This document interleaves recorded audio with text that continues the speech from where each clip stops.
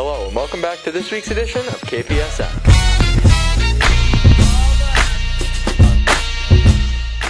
With the near 50-degree heat wave that hit us this Wednesday, it seems fitting that our athletes are once again ready for outdoor activities to resume.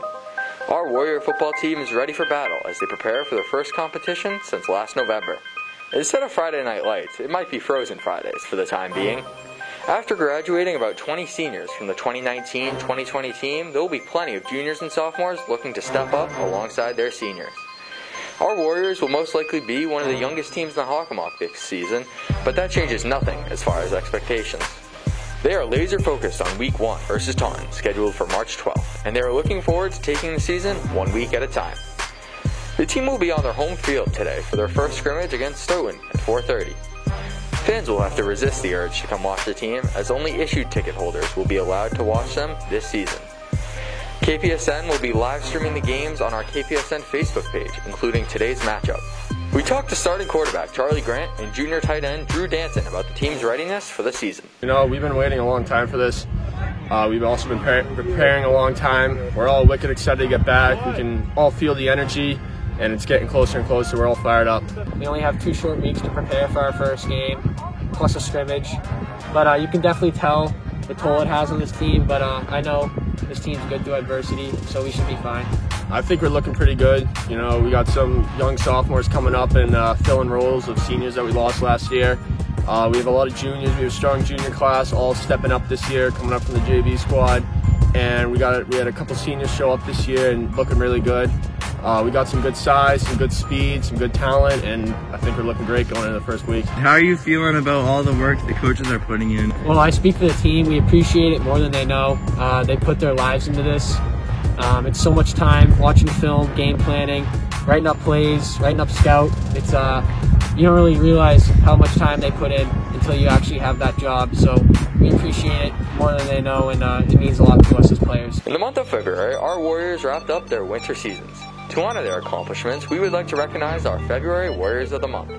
Girls basketball senior guard Caroline Aaron had an outstanding month of February, dropping 26 points and 7 steals in a hard-fought 78-70 loss against the defending state champions Foxborough. Following that stellar performance, Caroline posted a 20-point, 8-rebound, and 6-steal performance in the season-ending win against Taunton.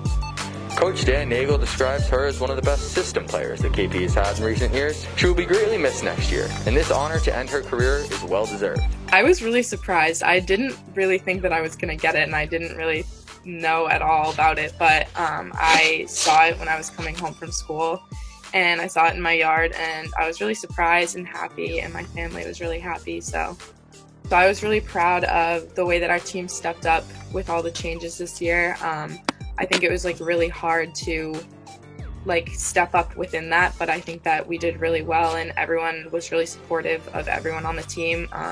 We have really good chemistry on this team this year, off the court and on the court, so I think that really contributed to how well we played. And our boys swim captain, senior Derek White, received the award for his standout performances and team leadership this season. Derek has proven his versatility on countless occasions and can swim all strokes in all events. He has been a high scorer throughout his 4 years at KP, competing in sectionals and state swim meets and placing in the top 10 rankings. He also won the 500-yard freestyle in this year's Hawk tournament. Derek will take his talents to the collegiate level in the fall of 2021. I'm grateful to accept the award of KP Warrior of the Month.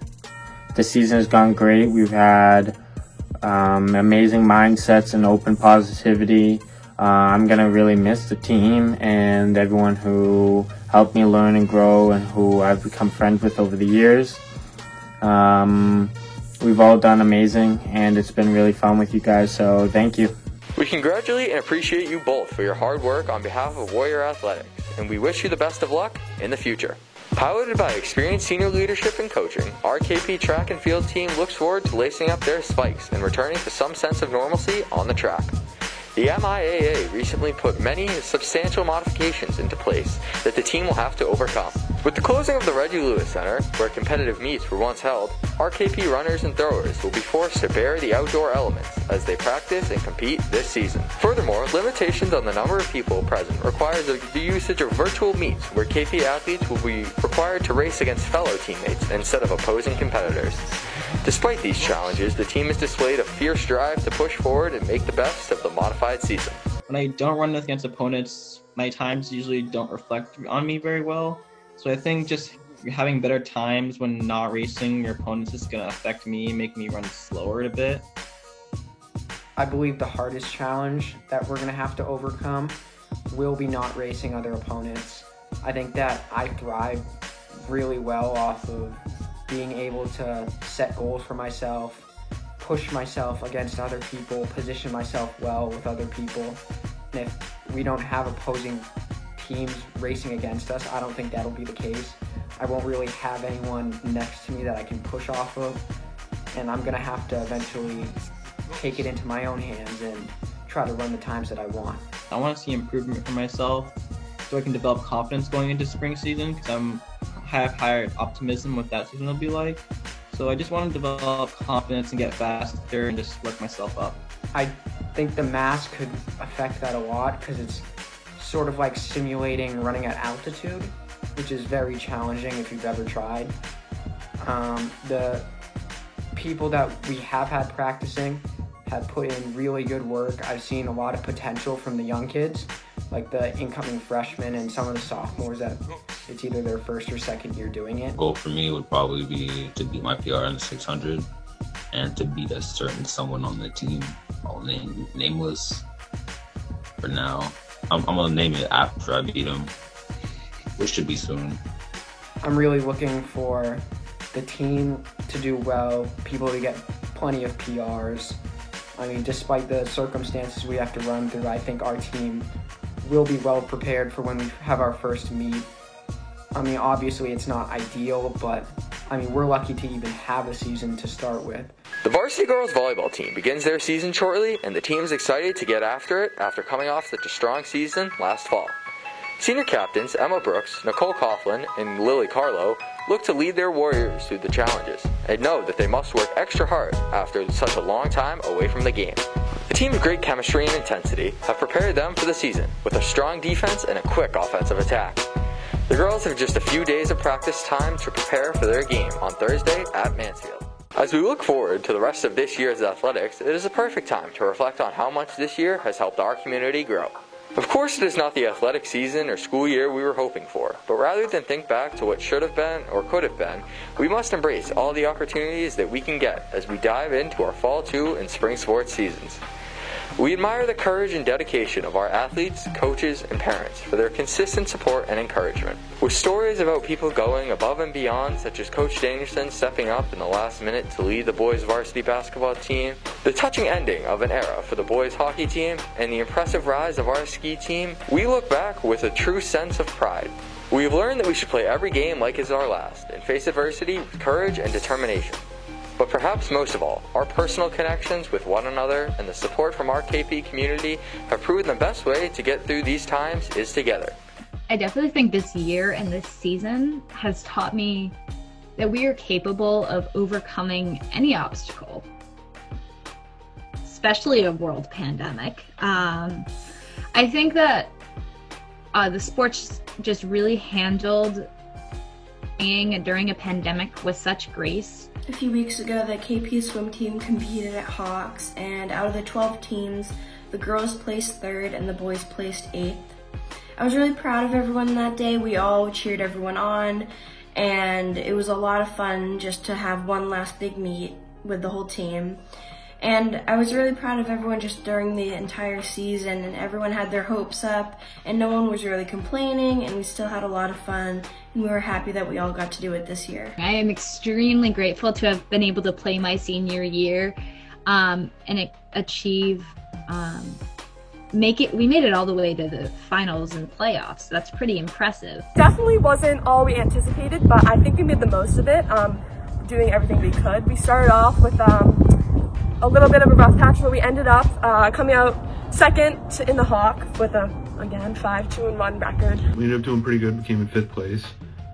We had a lot of people like Andrew Pham, who wasn't feeling that good that day, but ended up doing really good, pushed through everything, ended up coming in 1st and 2nd place in a lot of his events. Nick Sokolsky came in big for us, helped us get into where we were. A lot of the girls' team was pretty solid. as per usual, and they were really dominating the whole way. I think they might have come in like second or third for some points, but with the masks and with social distancing on the sidelines and just the fast pace of the game, we were able to play without ever contracting anything on the field, which I just thought we were so lucky for, and I'm so grateful that we were able to play safely. Coach Danielson did a tremendous job this year, especially on short notice. No, first off on short notice, second off in the strangest year probably you could have for high school basketball. I think, Coach Danielson found out 2 days before the season started that he was going to be coaching varsity, and I think he had all the right to say that he didn't want to do it, but he stepped up in a big way, and he did a great job of leading the boys through the road of this COVID basketball season. I will say I think there was a lot of adversity that he had to fight, that he had to go through. Never being a head varsity basketball coach, never kind of doing a lot of the day-to-day things in terms of planning practices, especially in a different environment. When it comes to, like, we couldn't use the gym, which was another big hurdle of adversity he had to, go through. And I think he just did a tremendous job, and he couldn't have done a better job than what he did. I think he did a good job of getting the guys working hard every day and continuing the philosophies and traditions that we started when we came on as a coaching staff now 3 years ago. Always being on the bus together, we would try to sing on our way to games, so I think that always bolstered spirits and brought us a little closer together. Danielson really gave us that mental aspect that we seem to be missing. We were locked in from day one and really thought that the season was going to go great, make the playoffs, and even go to the championship if we had one. I think as a person, it's given me a lot of patience. This year, we weren't able to get on the turf as much as we would in past years, simply because the school didn't want us congregating as much, and there just wasn't enough turf time. So we had to find unique ways to practice, which could be extremely frustrating at some points, but I think we were able to get creative, and we were able to find ways to continue to practice and still get good with limited turf time. Should be really good for next year chemistry-wise, as we won't have a lot of change. We have a very junior full team and sophomore full team, so we'll have the chemistry and hopefully take Hawks title. Looking at next year, we're going to be pretty good. We have a really strong goalie that's going to be helping us, especially now that she's going to be older. And we are going to be losing some of our top defensemen because they're seniors this year, but we have some strong freshmen coming in, and we have really good underclassmen that will really be helping us out next year. Nothing to complain about. Fifth place with only 8 guys was an outstanding job in my opinion. And next year probably going to get a few more guys, and I think we have a chance of winning it.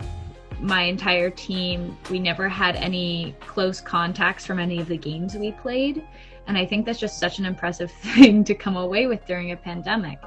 And just looking forward to the spring season and to graduation, it gives me hope that we were able to complete our season, and it just makes me feel like we can complete our spring seasons that we didn't get to do last year, which was so unfortunate, and that maybe I'll actually get to have a graduation, which would be really nice. We applaud our athletes for demonstrating all these life lessons so readily. You all have truly embodied what it means to be a warrior. Congratulations to our senior athletes who have finished up their final seasons for the Green and Gold, and we hope your experiences will serve you well in the future. We may have a long way to go before things get back to normal, but late last month, Governor Charlie Baker announced that fans will be allowed back in arenas and parks in Boston with a capacity of up to 12%, and with the potential for more fans being allowed as the season progresses.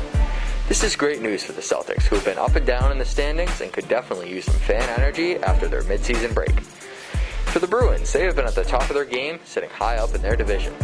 This change could help the Bees continue their impressive season and propel them to a division title. With the eagerness of die-hard Boston fans to get back in the Garden, the arena will be nothing short of electric. The NBA will be playing their All-Star game in Atlanta on Sunday, despite the widespread player opposition to having the game amid the pandemic. In the Eastern Conference, the captain selected was Kevin Durant, who will not be playing because of injury, and for the West, it will be LeBron James. The NBA is seeking to increase viewership interest by continuing their new approach to the game. Each of the first 3 quarters will begin with a score of 0-0 in the last 12 minutes. At the start of the 4th quarter, the game clock will be turned off and the final target score will be set. The teams will play an untimed 4th quarter, and the first team to reach or surpass the final target score will win the All-Star game. Celtics' Jason Tatum and Jaylen Brown will represent Boston, and they will both be competing in the 3-point competition happening on Sunday as well. And perhaps the only notable reason for the players to get into spirit for this game, once again, there will be 24 points added to the final score of each team to honor the late Kobe Bryant. In less than 1 month, the Boston Red Sox will return to Fenway Park for their opening day against the Orioles on April 1st. However, they will be taking the field without JBJ. Center fielder Jackie Bradley Jr. plans to sign a 2-year, $24 million deal with the Milwaukee Brewers in the coming days. He will be missed for sure, but we have a lot to look forward to at Fenway and here at home. We wish our Fall 2 athletes the best of luck as they begin their seasons. We know you have worked extremely hard in getting ready and waited a long time for this moment. We look forward to watching you make great things happen. That's it for this week's edition of KPSN. We will see you back here next week.